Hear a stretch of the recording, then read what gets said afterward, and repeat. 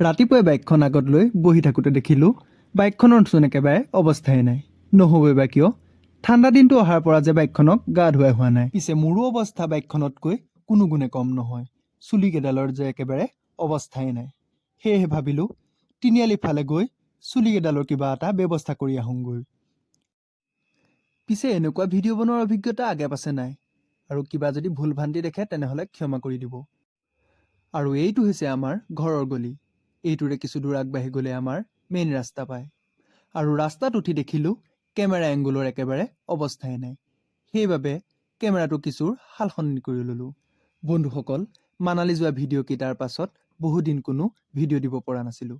কিন্তু এই ভিডিঅ'টোৰ পাছত প্ৰায় ভিডিঅ'বোৰ দি যাবলৈ চেষ্টা কৰিম। বন্ধুসকল, মানালী যোৱা ভিডিঅ'কেইটা যদি আপোনালোকে চোৱা নাই তেনেহ'লে ডেছক্ৰিপশ্যনত লিংক থাকিব, আপোনালোকে সেই ভিডিঅ'কেইটা চাই ল'ব।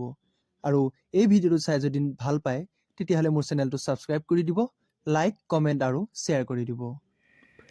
আহি আমি উপস্থিত হ'লোহি আমাৰ ওচৰৰ তিনিআলিটোতে থকা এখন চেলুন মন যায় দ্য অসমীয়া বাৰ্বাৰ শ্বপত। চেলুনৰ মালিক আকৌ অঞ্জনজ্যোতি নেওগ। তেওঁ পিছে মোৰ মামাই হয়। আৰু তেওঁক ক'লোঁ চুলিকেইডালৰ মোৰ কিবা এটা ব্যৱস্থা কৰি দিবলৈ। চুলি কটা ইতিমধ্যে হৈ গৈছে। ভাবিলোঁ চুলিকেইডাল অলপ পোন কৰি লওঁ। চুলি চিধা কৰিবলৈ মূৰত ষ্ট্ৰেইট ক্ৰীম লগাই দিলে আৰু লগতে চুলিকেইডাল অলপমান হাইলাইটো কৰি দিলে। মামাই আকৌ কাম কৰোঁতে গান গাই ভাল পায়। লাহে লাহে তোনি বটিয়ে জগাই উঠত নজানি অলংকাৰি। চুলিকেইডাল কিন্তু মই বিচৰাৰ ধৰণে বনাই দিলে। পিছে আপোনালোকৰ কেনেকুৱা লাগিছে কমেণ্ট এটা কৰি জনাই দিব।